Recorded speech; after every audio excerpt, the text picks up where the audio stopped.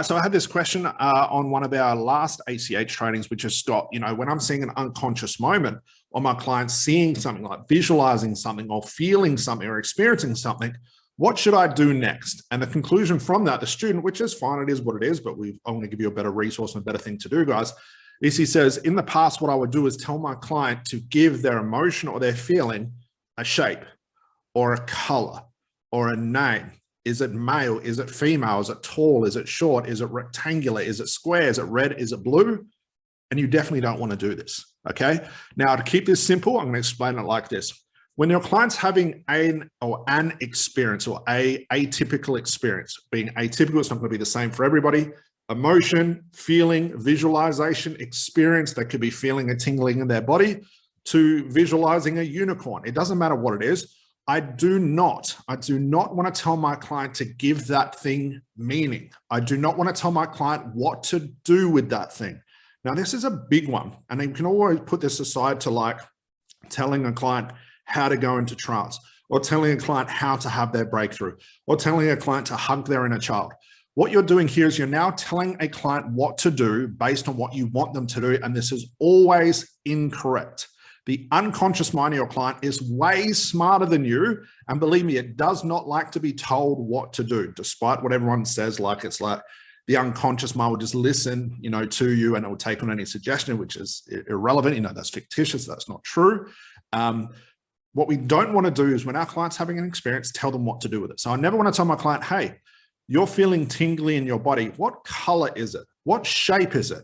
I want you to make it, I want you to increase it. I want you to spin it. I want you to decrease it. I want you to change it. I don't want to do any of that. I'm really lazy when it comes to therapy. So if I ask my client, what's happening now, I get a sort of experience of what's happening, get some feedback, and they say, well, it's really strange. I'm getting this weird tingling in my body.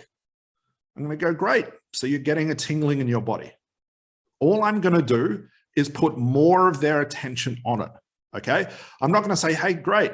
Take that tingling and spin it backwards, or spin it clockwise, or move it to your legs, move it to your hand, get rid of it, change it, give it a shape. What's its name? I'm not going to do any of those things, because now I'm telling a client what to do. And I do not want to lead them towards what this thing means. I just want them to have that experience. Now think of this and taking the pressure off you. Okay. Now, if I say to my client, my client says to me, I've got a tingling, I say, great. So you got a tingling. And they're probably looking at me still. If their eyes are open, they're going to be going, yeah, it feels really strange. I'm going to go, great. I know it feels strange. I'm just going to echo back their experience. Do that for a couple of seconds, just as an example. And then I'll say, okay, what's happening with it now? Well, the strangest thing, Scott, it's intensifying. Like, I can't even move my body. Great. You can't move your body. I wonder why this is here.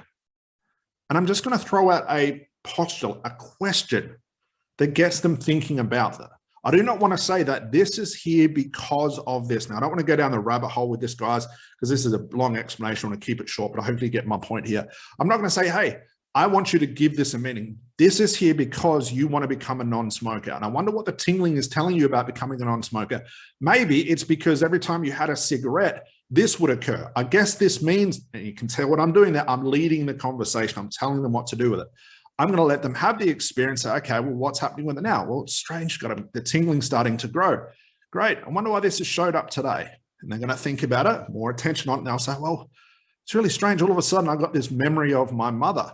Great. So here you are, body's tingling, and now you're getting a memory of your mother. Isn't that interesting?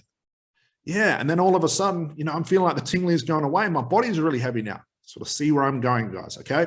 Now, again, we've got another little program for this, but I don't want to be here just pitching my programs and stuff, but you can see my point here. I do not want to give meaning to trance. I do not want to tell my client what it is, how it is, what to do with it, or what to do with it next. I just want my client to experience whatever they're experiencing. Now, this takes the pressure off you guys to come up with your client's solutions.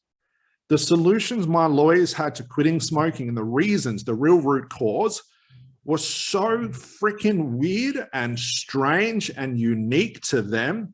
Of course, it had nothing to do with the cigarettes, had nothing to do with their inner child, had nothing to do with their past experience as a child, because now I'm putting my own conclusion on a thing. These things were so far out there. And the coolest thing was it always changed from client to client. And again, that comes back to, techniques and scripts, having to work for everybody when that's not the case. We've got to realize this, guys. Your clients will have their own experience of trance. They will go as deep as they need to.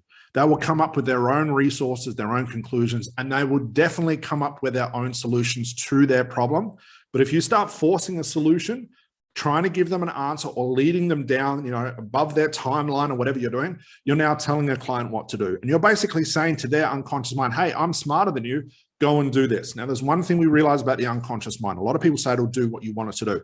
This is ludicrous, because if that was the case, you could just tell a client, hey, go stop smoking. They go, okay, great. But that's not the case. The unconscious mind loves homeostasis. It does not like being told what to do. If it finds something that is working for the human being that it's a part of, and it doesn't see any danger or any issues with it, it has no reason to change. No matter how good your suggestion is, no matter how hypnotic you think you are, how deep your client is, if you don't give the client's unconscious mind a new, we call it unconscious payoff, a new payoff that supersedes the old way it was doing things like smoking is good, I'm going to stay smoking. We don't give it a new payoff that supersedes the old one. It has no reason to change. So just telling a client what to do is not going to work. The unconscious mind will say, no, that's your suggestion. It's not mine. That's not good enough. I like my current payoff. I'm going to stop listening to you. So again, back to where we were, we do not want to tell a client to give their sensation, their trance shape, color, a name, a sex, whatever. Nothing. Just let your clients experience it.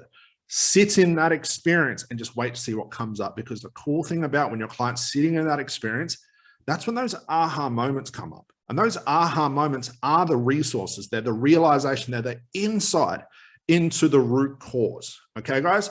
So take the pressure off yourself. Stop telling clients what to do. Do not give your client your conclusions.